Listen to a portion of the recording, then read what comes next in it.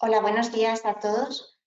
Primero, gracias por desayunar con nosotros, por venir a los segundos diálogos entre cardióloga y farmacéutica, donde intentamos dar un abordaje multidisciplinar del tratamiento en prevención secundaria del paciente con alto riesgo cardiovascular. Si recordáis, el primer diálogo tuvo lugar el año pasado, el 16 de diciembre, y ya os dimos unas primeras pinceladas de cómo creíamos que debíamos trabajar en conjunto los cardiólogos con los farmacéuticos hospitalarios para compartir los resultados en salud del paciente cardiovascular.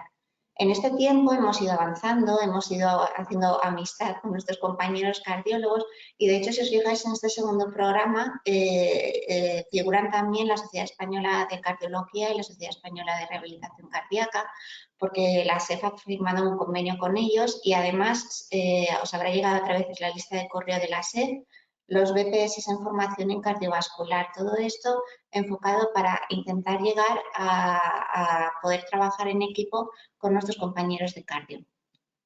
De hecho, a lo largo de estas conversaciones que hemos ido teniendo, hemos visto que era necesario establecer un itinerario del paciente con alto riesgo o muy alto riesgo cardiovascular en prevención secundaria, y estamos trabajando para establecer cuáles son los puntos claves de actuación de las especialidades de farmacia, de cardio y de otros compañeros que se puedan ir adhiriendo a este itinerario. Para ello estamos trabajando un grupo conjunto de cardiólogos, donde está el doctor Vicente Arrate, Rosa, Miriam Sandini y Raquel Campuzano. Y como farmacéuticos están nuestros compañeros Héctor Alonso, Paloma Serrano, Bea y yo. Entonces, sin más, porque vamos muy justitos de tiempo, pasamos al segundo diálogo entre cardiólogo y farmacéutica con la parte que va a comentar nuestra compañera Bea. Un beso.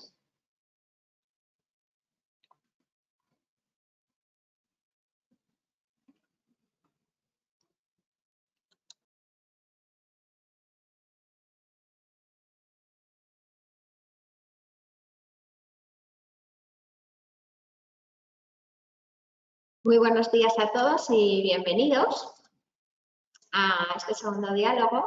En esta diapositiva he querido reflejar a todas aquellas personas y entidades que han hecho posible que estemos dialogando de nuevo entre cardiólogos y farmacéuticos, y veréis que os voy a presentar un caso clínico que es uno de estos momentos concretos en los que el trabajo en equipo multidisciplinar entre diferentes especialidades es crucial para asegurar un tratamiento óptimo en el paciente con alto riesgo cardiovascular en prevención secundaria. La historia es, perdón, que va al revés esto. Así, es la historia de Luis, es un paciente de 70 años, sin alergias, exfumador, ex-ACVDP, que presenta una cardiopatía isquémica. En el año 2009 presentó un infarto agudo de miocardio. En el 2017, que se flexibilizó, en el 2017 hizo un episodio de angina inestable, que requirió posteriormente la colocación de un stent, una FA, y dejó de fumar el paciente, y en 2019 presentó un accidente isquémico transitorio, por lo que está en seguimiento también por el neurología. Desde el punto de vista infeccioso, Luis es un paciente VIH de muchos años, con buen control de la enfermedad en tratamiento antirretroviral, tratado y curado en el 2006 de la hepatitis C, y tiene una lipoatrofia facial y lipoacúmulo abdominal. Como tratamiento emplea clopidogrel, previamente al ictus iba antiagregado con acetilsalicílico, que como consecuencia del accidente isquémico transitorio se modificó el tratamiento. Lleva una estapina, rosuvastatina junto a ezetimibe a dosis de 10-10. No lleva beta-bloqueantes por intolerancia, ya que le bradicardizaba mucho, y como antirretrovirales lleva una pauta de retolstadronavir potenciado con cobicistat y alprazolam cipretis. Y este paciente, Luis, acude a la revisión ordinaria de su cardiólogo de la consulta, en el que estaba sintomático para el dolor torácico, la auscultación pulmonar era normal, la auscultación cardíaca presentaba un soplo que creo recordar que ya era conocido, el electro estaba en ritmo sinusal, pero en la analítica de control destacan unas cifras de colesterol de LDL de 200, por lo cual se propone iniciar arilocumab 150 miligramos, una inyección cada 14 días.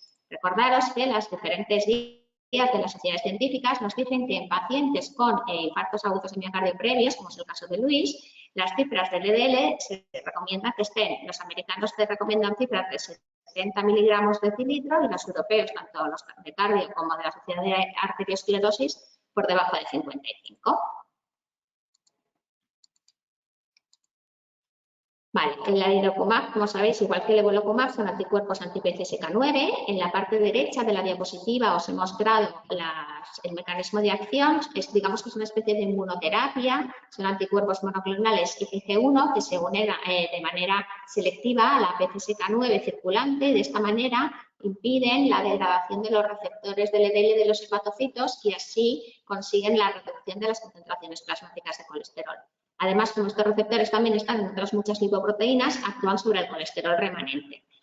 Por esto, podemos decir que los anticuerpos anti-PCSK9 son una nueva clase de fármacos que consiguen reducciones espectaculares en las cifras de LDL, ¿no? Sobre todo en pacientes con enfermedad arteriosclerótica conocida. Sin embargo, es verdad que se trata de una variable subrogada, es una variable intermedia que hasta la fecha, a diferencia de otros fármacos como las estatinas, no se ha establecido una relación lineal entre esa reducción de las cifras del LDL y la mortalidad cardiovascular.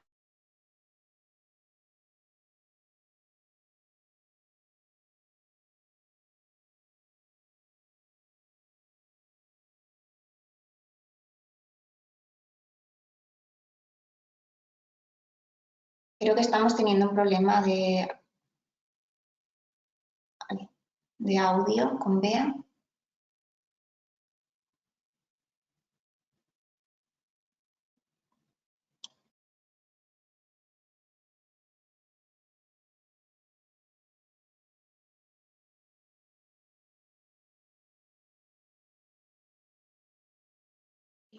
Os traigo la tabla 2 del ensayo pivotal en Odyssey en el que se comparaba aripiprazol frente a placebo, que bueno, todos nos imaginamos que lo deseable hubiera sido que se hubiera comparado frente a estatinas. En amarillo os he marcado los resultados en positivo y en naranja los que no se obtenía la significación estadística.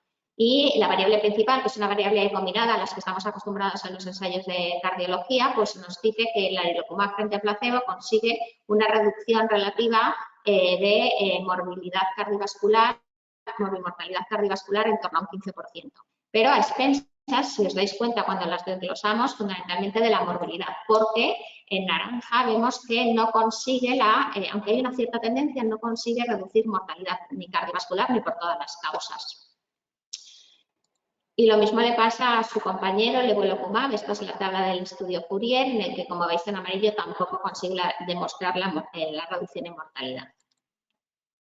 Sin embargo, sí que podemos considerar que son hipolipemiantes de alta intensidad. En la parte baja de la tabla, el evolocumab y evolocumab consiguen reducir cifras del LDL por encima del 50%, igual que consideraríamos como lo hace la atorvastatina a dosis de 40-80 o la rosuvastatina a dosis de 20-40. Y en nuestro país, el Sistema Nacional de Salud, para su uso, requiere que los pacientes tengan una serie de condiciones clínicas, unas de las que están a la parte izquierda de la diapositiva, una de las cuales son las condiciones de Luis, ¿no? Un paciente con enfermedad cardiovascular establecida, no controlado, y se define como no controlado con cifras de LDL superior a 100 a pesar del tratamiento con estatinas. Entonces, lo que tenemos que plantearnos ante cualquier cambio de tratamiento es realmente cuál es la necesidad de tratamiento hipolipemiante que tiene Luis, ¿no? Y para ello veremos, y así es como hemos trabajado, que esto requiere de un análisis de todo un equipo multidisciplinar. La Sociedad Española de Cardiología nos dice que debemos, lo primero de todo, establecer el riesgo cardiovascular de nuestros pacientes y que en función de ese riesgo cardiovascular podemos ya buscar cuál es el abordaje a nivel de las dislipemias y los objetivos de tratamiento donde nos tenemos que centrar, ¿no? O sea, que tenemos que tener en cuenta que Luis tiene dislipemia, presentó un infarto, una angina, un ictus, una FA y que es VIH. Por este motivo, las guías del 2019 sobre el tratamiento de las dislipemias establecen unas categorías que recomiendan en función de estas categorías donde podemos establecer, bueno, donde consideramos que nuestro paciente qué riesgo cardiovascular tiene. Entonces, Luis, consideraríamos un paciente de muy alto riesgo cardiovascular, por lo que os he marcado aquí, ¿no? Porque tuvo un infarto, una IT, y bueno, esto seguro que luego Raquel podrá avanzarnos un poquito más en cómo el tema del cálculo del riesgo cardiovascular en prevención secundaria. Y en cuanto al manejo de las dislipemias, las guías en prevención secundaria para reducir el riesgo cardiovascular se centran fundamentalmente en las concentraciones de los niveles de LDL y nos dicen con un nivel de evidencia 1A que en prevención secundaria en pacientes de muy alto riesgo cardiovascular debemos de conseguir cifras del LDL por debajo, o sea, conseguir una reducción del 50% del valor basal o unos objetivos de cifras de LDL de 1,4. También tenemos que ver que Luis había presentado un accidente isquémico transitorio y en esto las guías todas nos dicen con el nivel 1A que todo paciente que ya ha presentado un ACMA debe de tener sí o sí un tratamiento hipolipemiante intensivo para evitar un segundo episodio, un segundo AIT o un ANCA o incluso cualquier acontecimiento cardiovascular mayor como pueda ser otro tipo de infarto de miocardio. Y luego hay un aspecto muy importante que tampoco tenemos que olvidarnos, que es que Luis es un paciente VIH.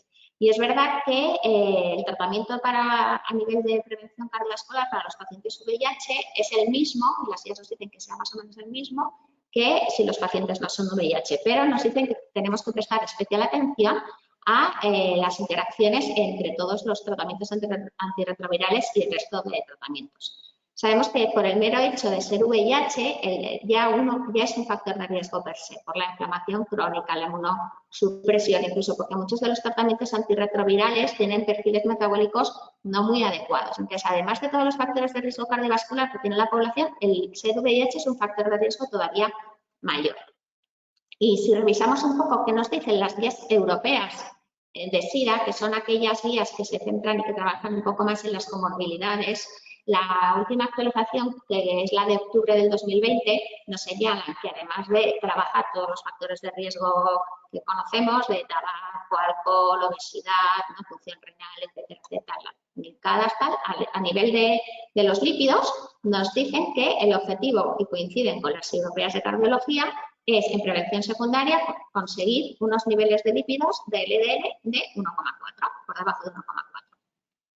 ¿Y cómo nos dicen que podamos lograr esto? Pues nos dicen fundamentalmente que debemos usar estatinas y que en el caso de intolerancias, efectos secundarios o que a pesar de las dosis máximas toleradas de estatinas no se consiguen esos objetivos de LDL, pues que entonces debemos de asociar ezetimibe y plantearnos el uso de un IPCSK9. La verdad es que en este punto yo me planteaba, revisando el caso de este paciente cuando lo hemos estado analizando en el hospital, pues cuál es la experiencia que se tiene de los IPCSK9 en la población VIH, que cada vez es una población en la que también el riesgo cardiovascular también es considerable. Creo que hay hasta un 5% de pacientes VIH con alto riesgo cardiovascular. Y no sé si, Raquel, personalmente tienes algún tipo de experiencia o conocimiento de esto. Bueno, lo primero, daros las gracias por seguir avanzando en este convenio entre la Sociedad Española de Cardiología y la Sociedad Española de Farmacia Hospitalaria.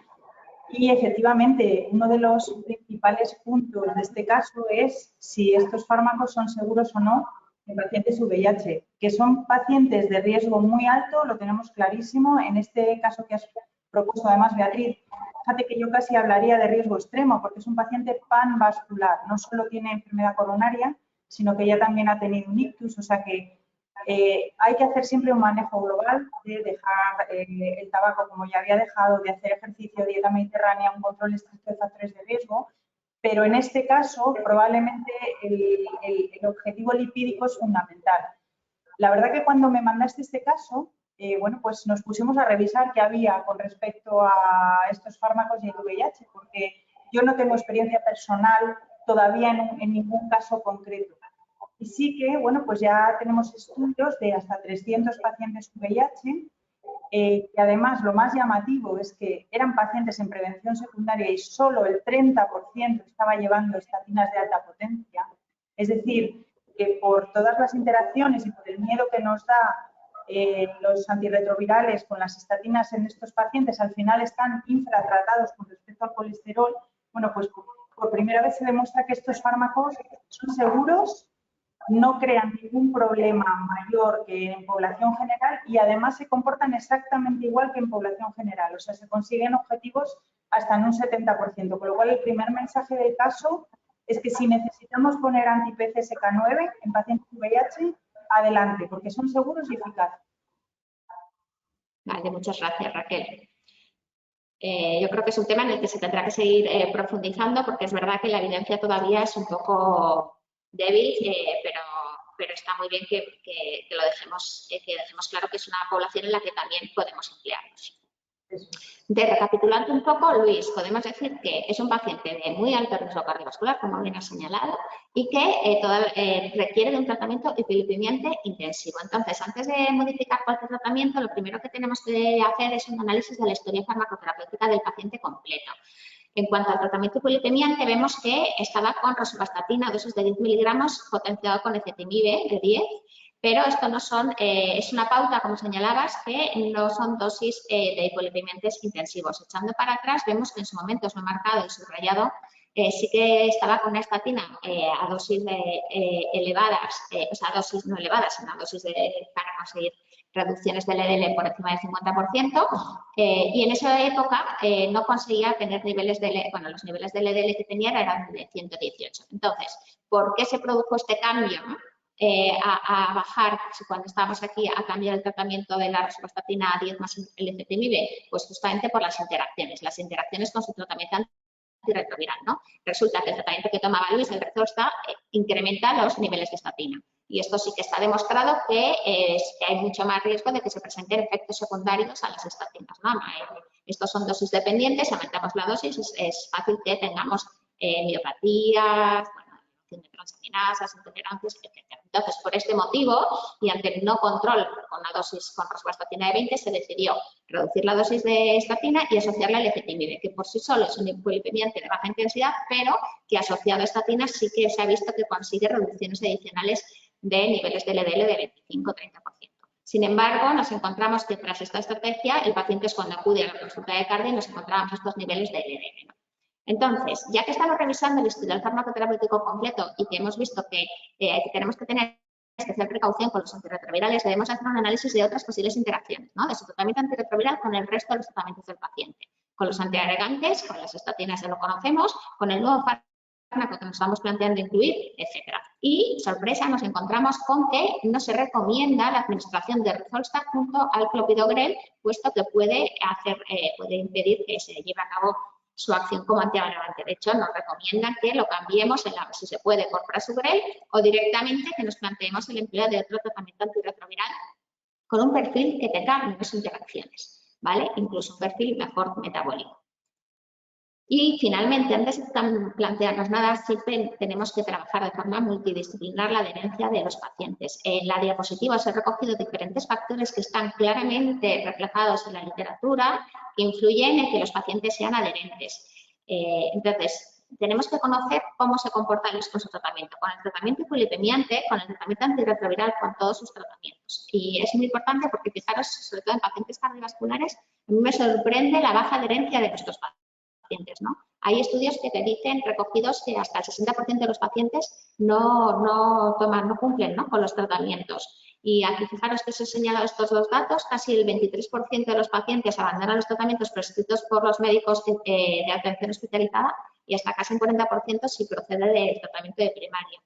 Es verdad que los factores son múltiples, como os he puesto en la diapositiva. Yo no sé cuáles también, luego a lo mejor lo podemos comentar más adelante, Raquel, los pacientes, si es que después del susto inicial de la sala de hemodinámica, como muchos de los tratamientos son a largo plazo de prevenciones secundarias, se van relajando y se olvidan o empiezan a tener miedo a efectos secundarios de estatinas y dejan la estatina. La realidad es que tenemos que mejorar la adherencia y que para ello requiere una intervención coordinada, ¿no?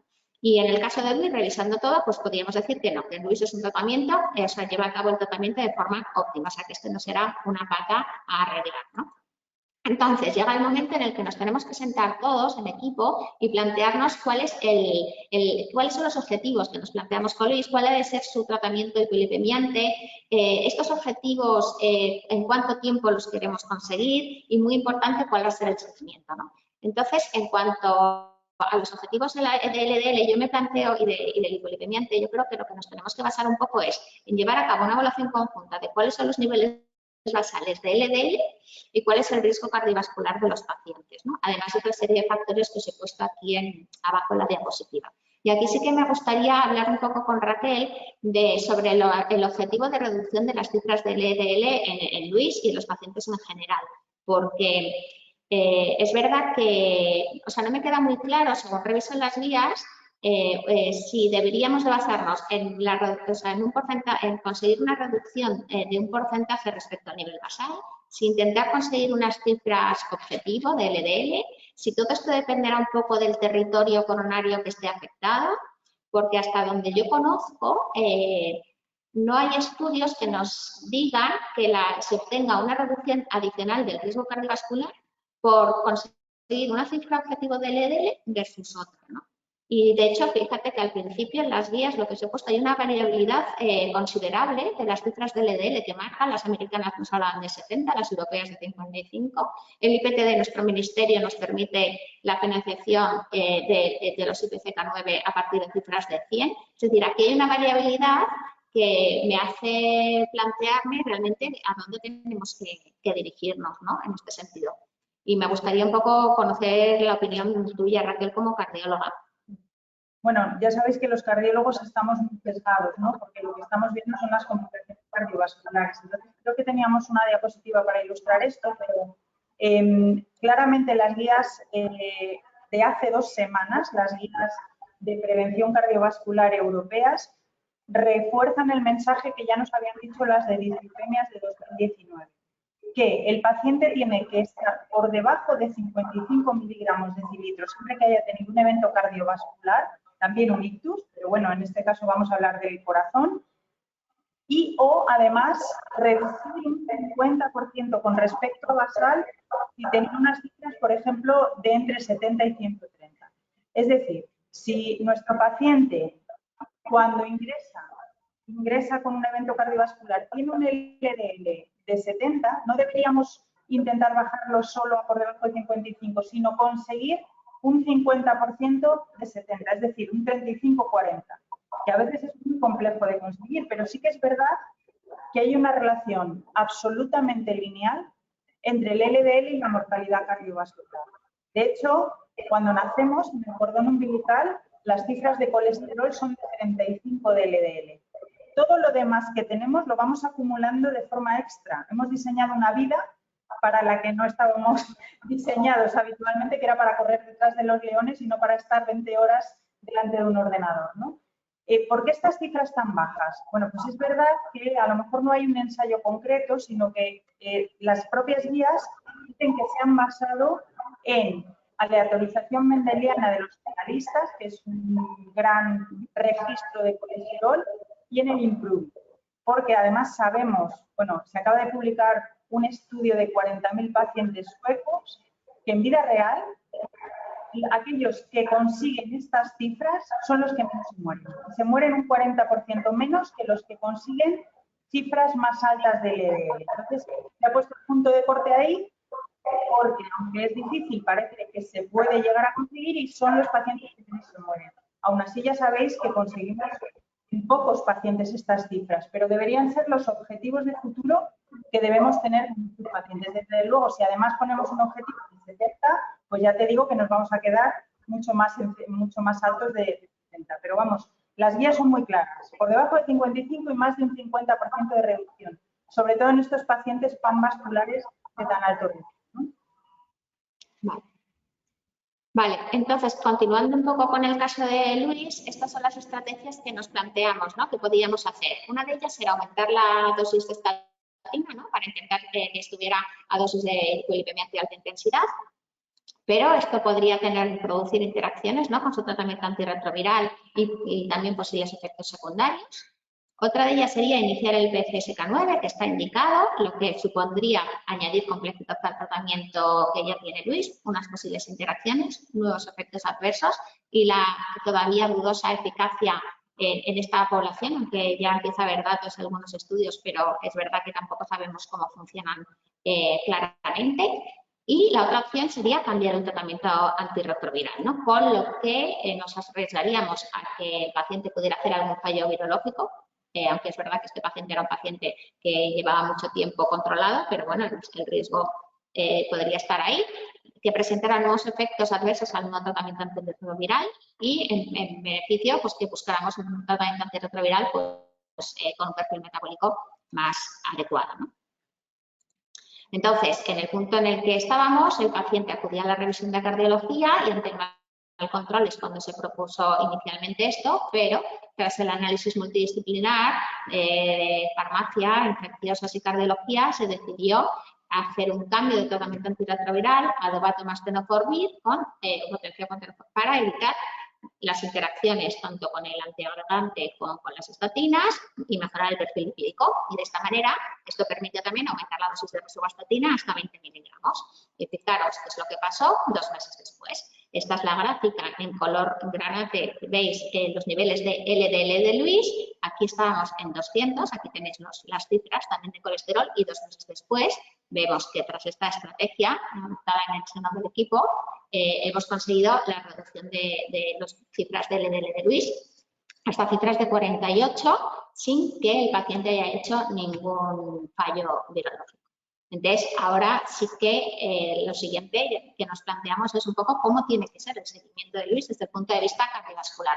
Y aquí sí que creo que Raquel es la que nos tiene que ilustrar, ¿no? Como presidenta de la Sociedad Española de Rehabilitación Cardíaca. Bueno, pues sin duda, ¿no? La rehabilitación cardíaca, prácticamente habéis hecho ya mucho de rehabilitación cardíaca en ese enfoque multidisciplinar que habéis hecho, pero nosotros lo hacemos de oficio, ¿no? A diario en los programas. De hecho, lo que se ve que más aumenta la adherencia a fármacos, por ejemplo, en el caso de Luis, sería el pasar por un programa de rehabilitación cardíaca. Lo puede incrementar hasta un 90% a 5 años. Y además es que la rehabilitación va a reducir la mortalidad no solo porque vamos a controlar mejor el LDL, como habéis hecho en este caso, sino porque vamos a abordar todos los aspectos del resto de factores de riesgo de ejercicio, de dieta, incluso el psicosocial, que no hemos comentado porque probablemente no tuviera problemas en esas esferas, pero hay muchos pacientes que también lo tienen. ¿Cómo mantener o cómo hacer la rehabilitación cardíaca en estos días? Luego os lo voy a contar en el caso, pero además, una vez que el paciente haya hecho la rehabilitación cardíaca, ya se me pasa a la siguiente diapositiva. Bueno, hay que mantener, eso es. Ahora mismo la rehabilitación cardíaca no tiene nada que ver con como la hacíamos hace 2 años. Ahora mismo la hacemos de forma híbrida, con muchísimo más soporte, sobre todo el educativo, con telemedicina. Beatriz es profesora de rehabilitación cardíaca, y luego os contaremos con más detalle.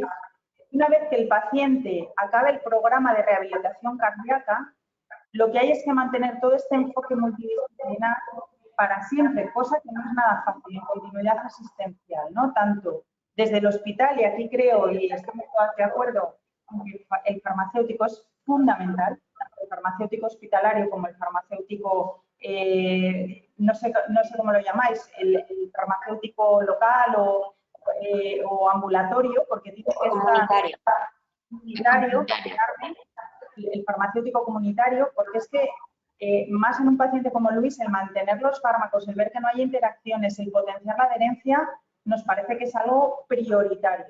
Y también el que el paciente se sienta integrado en asociaciones de pacientes, en polideportivos municipales y que los centros de salud tengan una comunicación diaria y bidireccional con el centro hospitalario donde estamos atendiendo las cosas más específicas de Luis.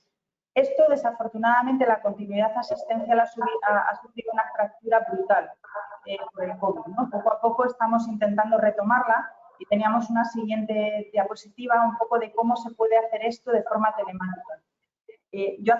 Os lo comentaba a lo mejor en el otro webinar, hace unas semanas ya recibíamos unos correos de, oye, estos pacientes están con AirPods, pero todavía no se les ha quitado el síndrome, o sea, ahí el farmacéutico, en esta continuidad digital, es como el gran supervisor, ¿no? De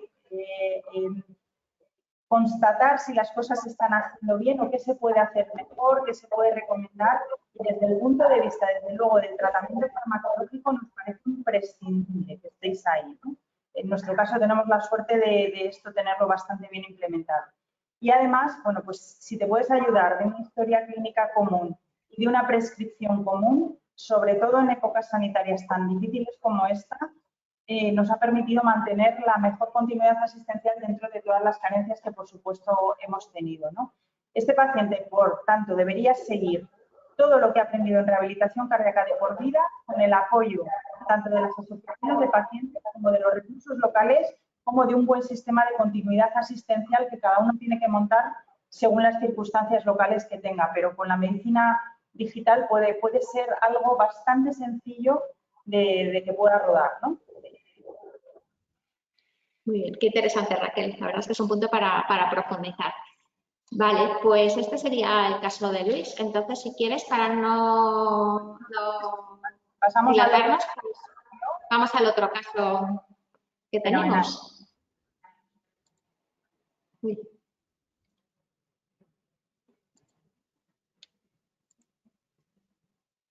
Muy bien, pues lo veis ya, ¿verdad?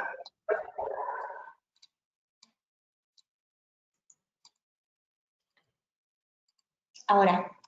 Ahora, muy bien. Bueno, pues el caso clínico 2, que es un caso real, es el caso de, vamos a llamarlo Manuel. Fue un paciente exfumador hasta noviembre del 2020, con muchos factores de riesgo, hipertenso, dislipémico, obeso, y con, fijaros qué historia cardiológica, simplemente para que os quedéis un poco con la idea, 3 eventos de 2011 a 2020 con múltiples implantes de stent en cada uno de ellos. Además, psicosocialmente, bueno, está en paro, vive con un hermano y 2 hijos y se manda a rehabilitación cardíaca. Lo primero a deciros para mejorar, para remitir al paciente a rehabilitación cardíaca, es que me gustaría daros el ejemplo que nosotros hemos implementado en pandemia del paciente experto virtual. Cuando Manuel está ingresado por el evento cardiovascular, ya recibe una videollamada de otro paciente como él, que tuvo el mismo problema hace X tiempo, para ya motivarle a cuidarse, a dedicarse al tratamiento, a hacer el programa de rehabilitación cardíaca. No imagináis la potencia de este mensaje, y esto lo hacemos simplemente con una videollamada a través de una tablet. O sea que esto, por ejemplo, que fue casi una urgencia durante el virus para que las personas pudieran comunicarse con sus seres queridos, lo hemos implementado para que los pacientes puedan comunicarse con otros pacientes de forma segura ya desde el mismo momento del ingreso. Y de verdad que es algo que sí que os recomiendo porque es de lo mejor que yo he vivido desde el punto de vista profesional. Lo siguiente es que cuando Manuel se va de alta del último evento cardiovascular, en menos de una semana yo voy a estar llamándole en los peores momentos. Lo hemos hecho solo a través de videoconsulta para evitar al máximo la presencialidad. Ahora cada vez tenemos más presencialidad. Pero como os decía, un paciente que ha ingresado hace una semana, probablemente no necesito tenerlo presencial. Lo que sí que necesito es tenerlo delante mío para saber cómo se encuentra, qué factores de riesgo tiene controlados, cuáles no, qué mensajes tenemos que seguir dando de prevención, de adherencia. Y en ese sentido, como os decía, la telemedicina, nosotros empezamos con un teléfono, no hace falta tener una videoconsulta, que también ahora la tenemos, pero empezamos con un teléfono, siempre y cuando no puedas tener al paciente presencial o no sea necesario, es de enorme utilidad. Y, como ya os decía, la rehabilitación cardíaca es algo absolutamente global, por eso es tan eficaz. En nuestro hospital, por ejemplo, la apertura de rehabilitación cardíaca ha supuesto un 80% de reducción de morbimortalidad. Un 80%, ¿eh? La Cochrane dice que globalmente esto es un 40%, pues ya os digo, en un hospital pequeño como el nuestro, un 80%, porque abordamos todo. Un programa educativo completo, el control de factores de riesgo, el abordaje psicosocial y además el ejercicio físico. El paciente a veces se queda con que viene al gimnasio. Bueno, pues lo de menos casi es que venga al gimnasio. Este es el gimnasio reconvertido en época COVID, ¿vale? Ahora mismo tenemos muchas más distancias de seguridad. Como veis, los pacientes, por supuesto, están entrenando con mascarillas y en ningún momento intercambian material con otros pacientes, además en grupos burbuja, y minimizamos y mantenemos la distancia todo lo necesario. Afortunadamente, en año y medio no hemos tenido un solo contagio, crucemos los dedos, en el gimnasio de rehabilitación cardíaca. O sea que hacer rehabilitación cardíaca también en pandemia es muy seguro y es mucho más beneficioso que no hacerla, sin duda. Y como os decía, en el peor momento de la pandemia, cuando ni siquiera podían venir algún día presencialmente a los gimnasios, desarrollamos aula de rehabilitación cardíaca, que os animo a tomar nota de la dirección, aularc.es, porque es el primer programa gratuito que hemos promovido desde la Sociedad Española de Cardiología y es un programa completo educativo que podéis recomendar a cualquier paciente cardiovascular o que tengan factores de riesgo cardiovasculares. De hecho, esta cifra es de la semana pasada, a día de hoy ya llevan 3.100 pacientes haciendo rehabilitación cardíaca en aularc.es, porque rehabilitación cardíaca no es algo exótico, es aprender por qué te tienes que tomar los fármacos, aprender a cuidarte y aprender a hacer ejercicio. Y eso se puede hacer de forma muy sencilla a través de vídeos como hemos hecho en Aula RC de pacientes. El tratamiento de Manuel, cuando se va con doble antiagregación, enalapril, en Concord, rosuvastatina 20, ezetimibe 10, secalib, tenía unos triglicéridos elevados desde hacía años y, bueno, cafinitrina sublingual si precisa. ¿Qué riesgo tiene Manuel? Pues después de lo que hemos hablado lo tenéis clarísimo, es un riesgo muy alto, yo os diría que es un riesgo extremo, ¿no? 3 eventos cardiovasculares ya en los últimos años. Se habla de riesgo extremo cuando tienes más de 2 eventos en los 2 últimos años o más de 2 territorios. Bueno, en la experiencia, fijaros, un montón de vasos afectos y un montón de eventos, para mí en la práctica eso es un riesgo extremo. ¿Qué objetivos de control tiene? Acordaos que no son solo los lípidos, la tensión debe estar por debajo de 130, no por debajo de 120, ojo, eso cada vez lo sabemos más. La glicada por debajo del 7%, el LDL por debajo de 55, sin discusión. Otra cosa es que podamos conseguirlo, pero vamos a intentar que el objetivo sea ese. Cese obligatorio del tabaco, fijaos que solo había dejado de fumar después del último evento en noviembre del 2020. Algo habíamos hecho muy mal en los otros 2 anteriores que no había conseguido dejar de fumar. Y reducir el peso. ¿Cómo conseguimos esos objetivos? Lo ha ido apuntando Bea antes, estatinas de alta intensidad, ezetimibe si no lo conseguimos y inhibidores de PCSK9 con indicación de tipo clase 1 si no hemos conseguido los objetivos con estatinas y con ezetimibe. Esto lo dicen las últimas guías. Y hoy por hoy, es verdad que comentaba Bea que no se ha reducido mortalidad como tal. Fijaos que son estudios a 2-3 años. Probablemente la aterosclerosis necesita más tiempo para demostrar reducción de morbimortalidad, ¿no? Pero los MACES sí que los reducen. Y hoy por hoy los inhibidores de PCSK son los que hasta hoy lo han demostrado. Tenemos en el futuro el inclisiran, que sabéis que se administra 2 veces al año y que también reduce de forma muy potente el LDL, pero que a día de hoy aún no tenemos evidencia cardiovascular de reducción de mortalidad. ¿Qué pasa con los lípidos de Manuel?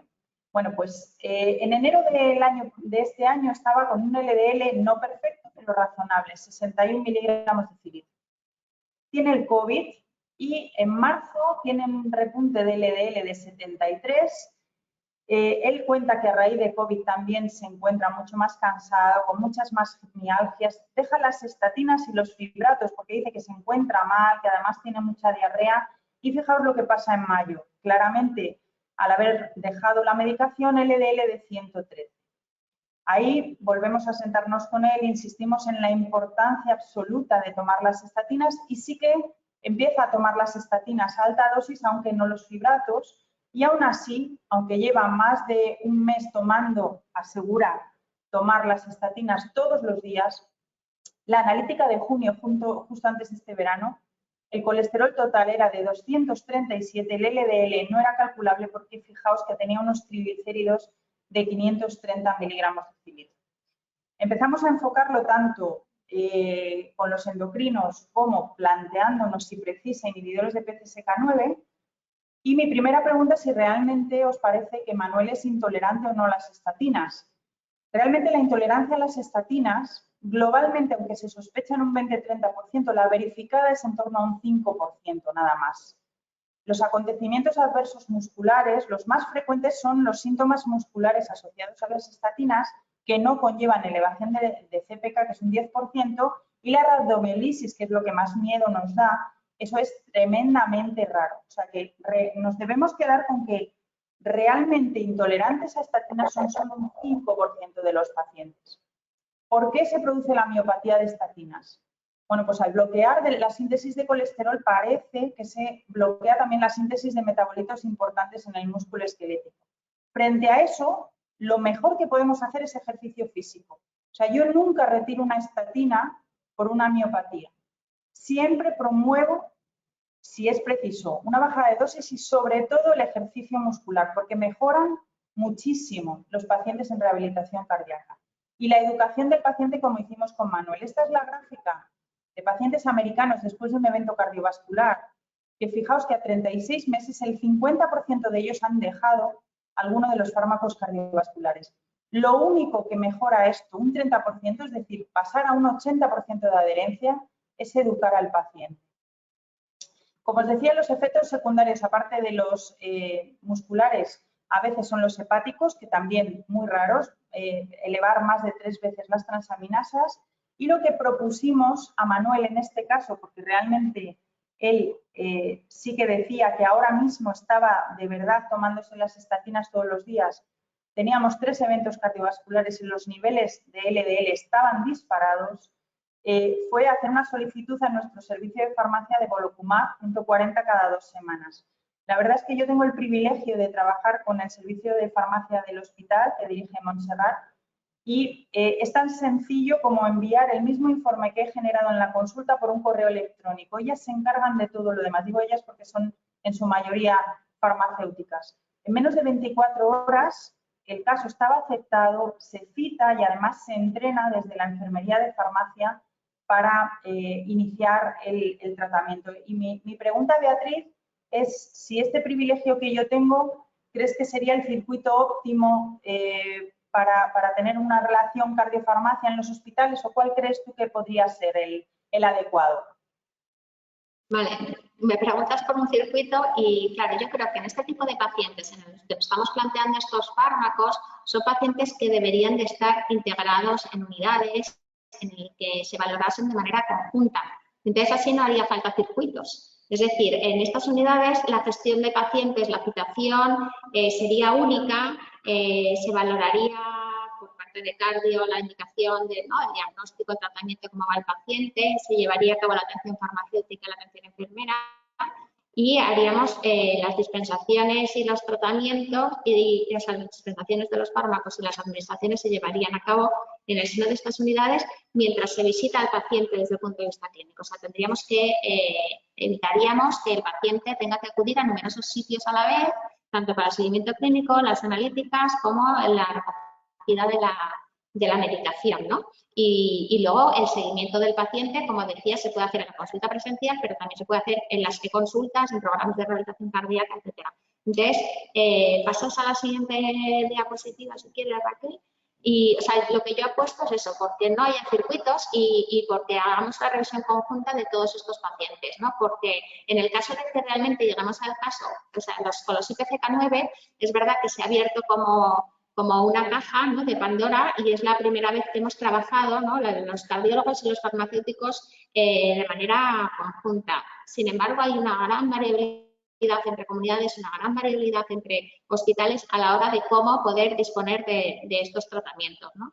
Sin embargo, los farmacéuticos de hospital llevamos trabajando con muchísimas otras especialidades, con fármacos hospitalarios, en el que hemos conseguido que fluyan las cosas, como te pasa en tu hospital, ¿no? Lo que te pasa en tu hospital me parece que es muy ágil, pero que es que a lo mejor si valoramos conjuntamente al paciente, si ya nos ponemos unos objetivos, sabemos dónde queremos llegar y si se nos va a cumplir, que el siguiente paso a lo mejor va a ser el IPCK9, no hay que hacer ningún formulario, de rellenar un montón de variables. O sea, yo creo que todas las trabas administrativas que nos podamos encontrar cuando tenemos claro que un paciente necesita un tratamiento y que ese es el óptimo y el adecuado para él, deben de eliminarse. Y para ello tenemos que trabajar conjuntamente. Los farmacéuticos podemos hacer un montón de actividad con estos pacientes que os he puesto, os he reflejado, bueno, en 4 conceptos a la izquierda de la diapositiva, pero con respecto a los IPCK9, pues eso, las dispensaciones, como hacemos con mucho paciente VIH, mucho paciente inmunomediadas, que coincidan con las visitas clínicas. Podemos optimizar las dosis de estos medicamentos a través de la farmacocinética, ¿no? Porque a lo mejor estamos manteniendo dosis o consiguiendo niveles de LDL que no hace falta bajar tanto, o sí. Si los monitorizamos, a lo mejor podemos optimizar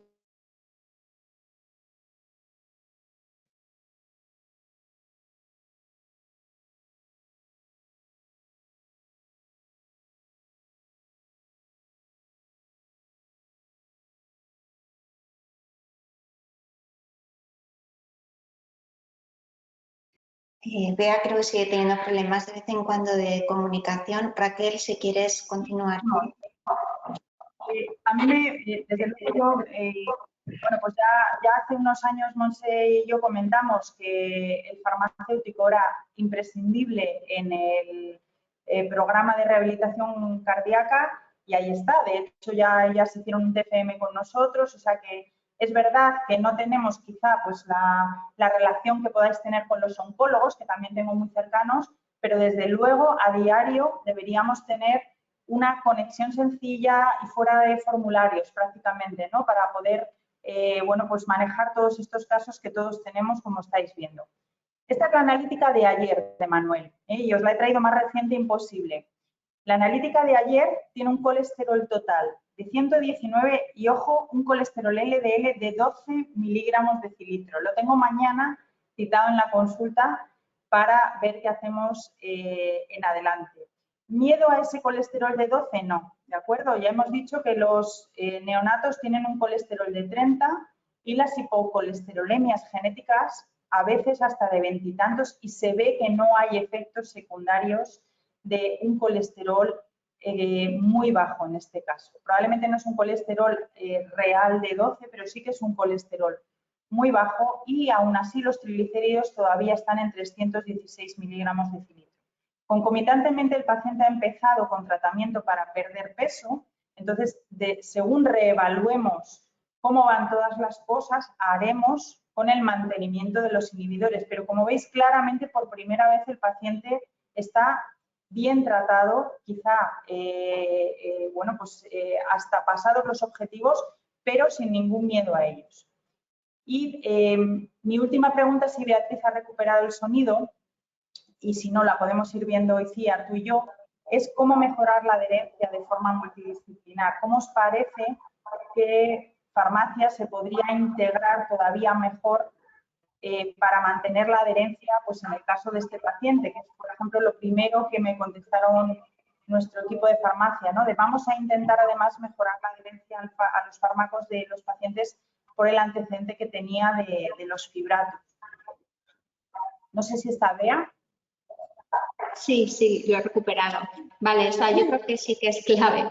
O sea, tenemos que trabajar, ¿no?, en equipo por lo que os he puesto ahí. Los medicamentos no funcionan en los pacientes que no se los toman o no se los toman bien, ¿no? Y el concepto de adherencia, la farmacia hospitalaria llevamos muchísimos años trabajando en ella. De hecho, celebramos el Día de la Adherencia.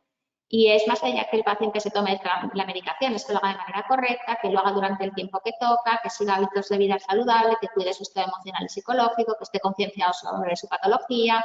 Entonces, por todo esto, yo creo que tenemos que trabajar en equipo de manera que, a lo mejor, digamos, los cardiólogos sois los que iniciáis estrategias, pero luego los farmacéuticos podemos continuar y hacer el seguimiento de estas estrategias y ser un poco los que podemos monitorizar que el paciente efectivamente es adherente o identificar pues cuáles son los motivos por los que no lo está siendo, por miedos, por inseguridades, por efectos secundarios, porque ya está cansado de su enfermedad, e intentar poner las medidas para ¿no?, evitarlo y ser los que os comuniquemos, los que os diagnostiquemos que el paciente no está siendo adherente, de manera que antes de modificar sus objetivos de tratamiento no lo hagamos pensando que no están siendo eficaces los tratamientos, ¿no?, sino que es que el paciente no se los está tomando, no los está cumpliendo. Y en este sentido sí que creo que tenemos que implicar a los pacientes, como tú bien has dicho, y querría señalar dos cosas. Al paciente experto, ¿no?, que creo que es muy importante, y al paciente aliado, ¿no?, que es también, no sé si es casi hasta a veces casi, no sé cuál de los dos me gusta más, ¿no?, que es un poco lo que comentabas de este vídeo, ¿no?, que un paciente que le cuenta al otro y que sea su aliado en cuanto a estrategias, ¿no?, y de manera que en este seno de este equipo, cada uno y en estas unidades podríamos trabajar todos estos factores para asegurarnos un buen cumplimiento de estos tratamientos en esta población que se ve que es muy poco adherente en general. Y de hecho, bueno, pues un poco de broche final, ya teníamos la recomendación de Aula RC también para el resto de oyentes que no la conozcan, no solo para pacientes, como os había yo comentado antes, de hacer rehabilitación cardíaca, sino para profesionales, porque nos hemos dado cuenta de que hay que trabajar en red, que hay que trabajar en equipo, que no hemos descubierto nada, simplemente nos hemos puesto en marcha Y fijaos que, bueno, pues hemos desarrollado todo un programa de control cardiovascular en el que, por supuesto, aquí veis que está Beatriz como representante vuestra, pero hay médicos de atención primaria, psicólogos, enfermeros, tanto hospitalarios como comunitarios, cardiólogos, como no puede ser de otra forma, pero un montón de profesionales que además vamos a compartir y va a ser un verdadero foro. Aquí tenéis, por ejemplo, la clase de Beatriz, que nos pareció muy novedoso incluir al farmacéutico y que es algo que deberíamos haber incluido hace años en el control cardiovascular.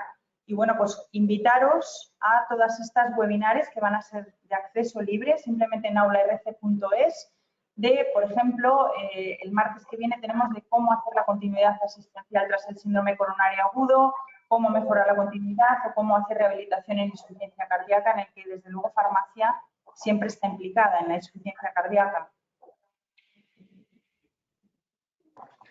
Muchas gracias, Raquel y Bea, por vuestras fantásticas exposiciones y sobre todo por el trabajo en equipo que habéis estado haciendo durante todos estos meses, por el equipo que hemos conseguido formar para poder trabajar el itinerario y sobre todo ver todos los asistentes que hemos tenido a lo largo de la ponencia. Quiere decir que para los farmacéuticos es un tema muy importante. Vamos fatal de tiempo, no da tiempo a más preguntas, pero bueno, si queréis decir algún aspecto más y si no, pues tenemos que cerrar el diálogo. Nada, que emplazaremos, esto ya es un equipo, ¿no? Que seguimos trabajando, pero luego si necesitáis consultarnos cualquier cosa en el chat, luego contestaremos a posteriori y que seguimos trabajando porque no puede ser de otra forma, ¿no? El paciente lo merece, estemos ahí todos. Muy bien.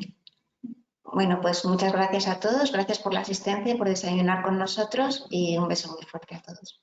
Hasta luego, buen día a todos. Adiós a todos, buen día.